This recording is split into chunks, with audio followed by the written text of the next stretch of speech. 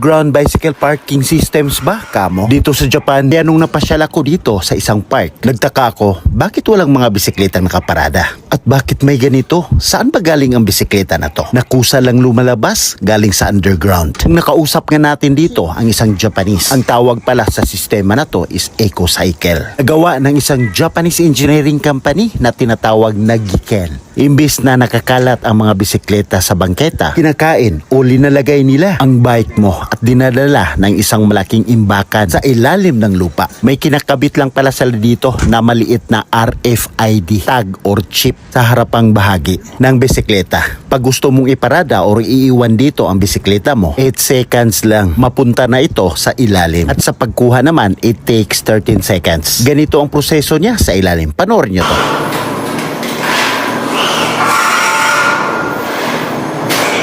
At nung nakausap ko nga ang isang engineering dito, napakaluwang daw sa underground na to na magkasya hanggang 200 na bisikleta.